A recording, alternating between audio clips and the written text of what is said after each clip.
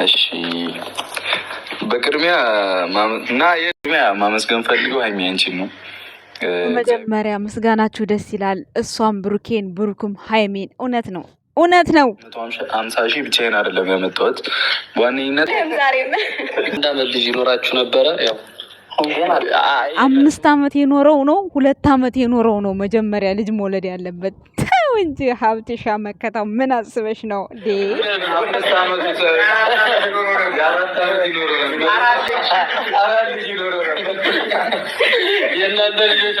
ብሩክ የእናቱን ራዕይ ለማሟላት ነው። አንተም 4 ማድረግ ትችላለህ፣ ምንም ችግር የለው። ዋናው ከፈጣሪ ነው ስጦታው አይደል? እንዴ ፈጣሪ ነው ስጦታው። ስለዚህ ይቻላል 4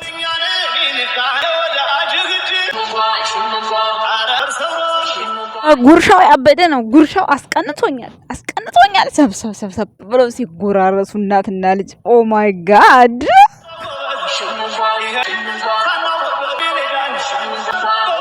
ይህ እኛ ሰርግ እንጠብቃለን። ሆዳችንም ሞሉት እኮ ብሩክና ሀይሚ ማለት ነው። ስንት ፕሮግራም በስማም። እኔ ሃይሚና ብሩክ 300 እና 350 ይከበራል አንድ ላይ ብዬ ነበር ያሰብኩት። ለብቻ መጡ። ለብቻ የሚመጡበት ምክንያት ሃይማኖት ታደሰ እንግዲህ እንዴ የኔም 300 ቁጭ በል አንድ ሰው መስሏቸው ብላችሁ እውነት ነው። እዛም ያሉት ልፋት አለ፣ እዚህም ልፋት አለ። ሁለቱንም ቻናል ለማሳደግ ልፋት አለ። ራሱን ችሎ ማክበራችሁ በጣም ጥሩ ነው። በጣም ደስ ይላል። በጣም ማለት ነው። በስማም ዝግጅቱ የሌለ ነው። እንግዲህ የሙሽዬ አዲሱ ቤት 2 እርገጥ በለው ተባለበት። አይቀርምም፣ ገና ይቀጥላል። ገና ሰርግ አለ፣ ገና ስንት ነገር አለ እንዴ ጋይስ። ገና የሀብቴ ሰርግ አለ። ቤተሰብ ሰላም ጤና ይስጥልን። እንዴት ናችሁ? እኔ ያለው ደህና ነኝ፣ እግዚአብሔር ይመስገን፣ ሁሉ ሰላም ነው። እኛም 24 ገብተናል።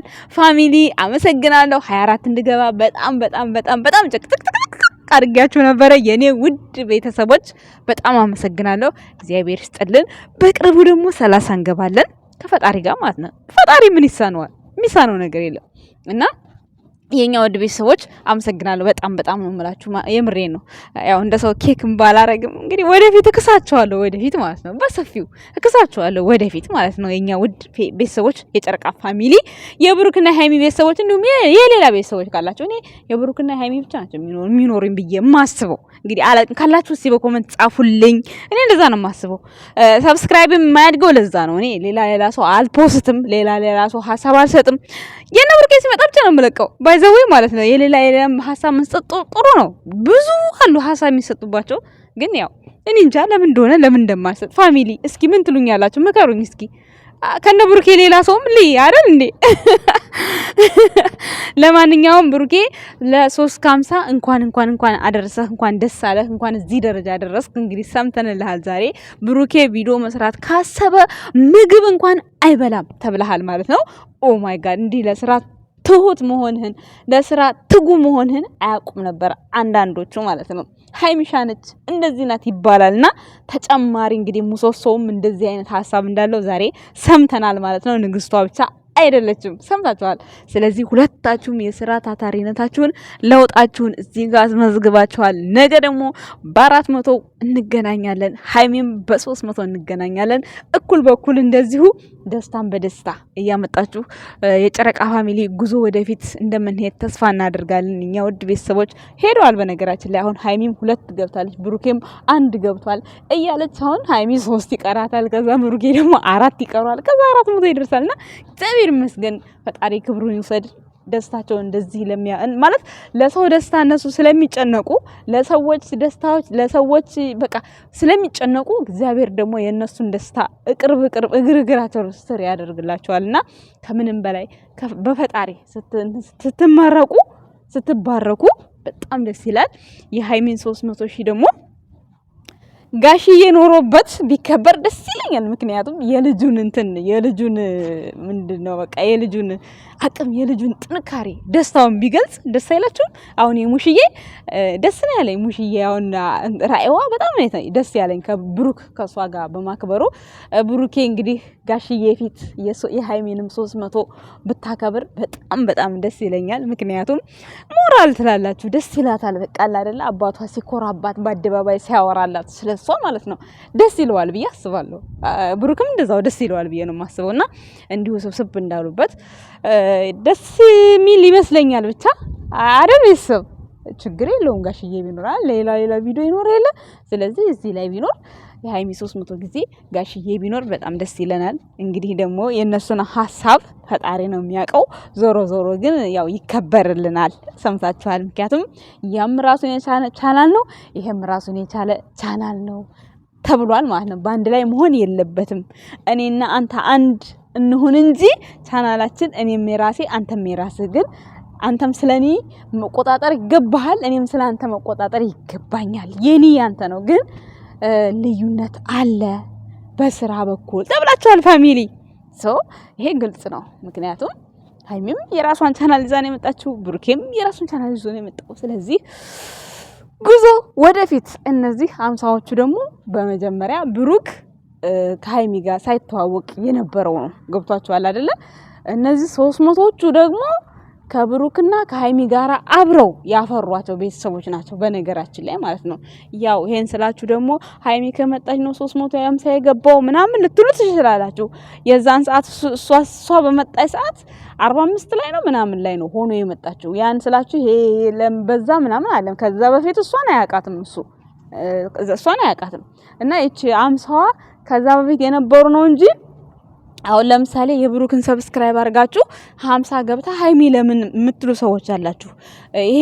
ይሄንን ለመግለጽ ፈልጌ ነው እንጂ ሃይሚ ስትመጣ ነው የሞላው ምናምን ማለት ፈልጌ አይደለም። ቤተሰቦች አባባሌ ገብቷችኋል አይደለ? ሃይሚ ጋር ያሉት ቤተሰቦችና ብሩኬ ጋር ያሉት ቤተሰብ እኩል ነው። ማንንም ከፍም አላለ ማንም ዝቅ አላለ። ይሄ 50ው ሃይሚ ጋር ከመገናኘቱ በፊት የነበረ ቤተሰብ ነው የብሩክ ማለት ነው። እና የኛ ወድ ቤተሰቦች ይሄን ማለት ነው የፈለኩት። እያበላለጥኩ ሌላ ነገር እያወራሁ አይደለም።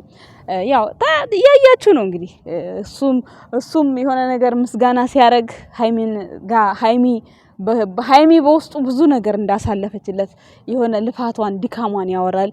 እሷም ደግሞ የሆነ ነገር ሲመጣላት አለሱ አይሆንም በቃ ምሰሴ ኩራቴ በቃ ቤት ዓለም ሰሶ አይቆምም ነው ያለች ያለችው።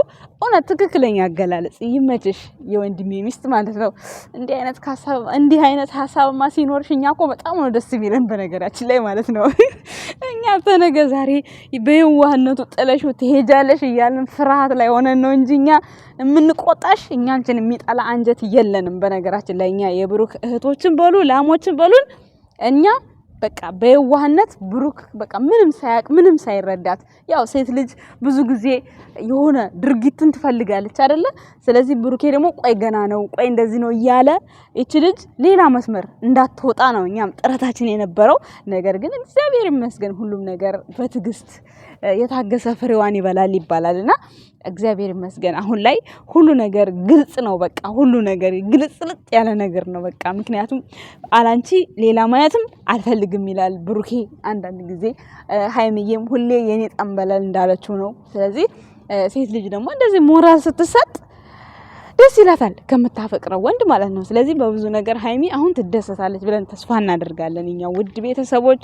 ስለምንም ሆነ ስለምን ግድ እንደማይሰጣት ነው የሚመስለኝ ካሁን በኋላ ሳስበው ማለት ነው። ምክንያቱም ዘምታችኋል ቤተሰብ ጋም ሀብቴ ጋም በግልጽ እንግዲህ እስካሁን ተጋብታችሁ ቢሆን ሁለት ልጅ ተወልዱ ነበር በ2 አመት እያለ ሲፎግራቸው ነበር። እሱ 4 አመት ሙሉ አንድ ሳይወልድ ማለት ነው ጋይስ።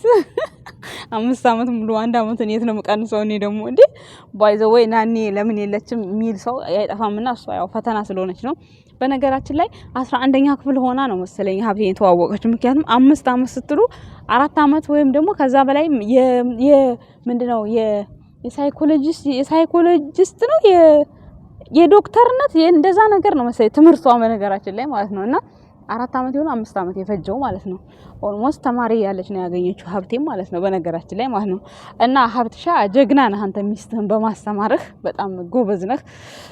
ጥሩ የሆነ የግራ ጎን ትሁንልህ።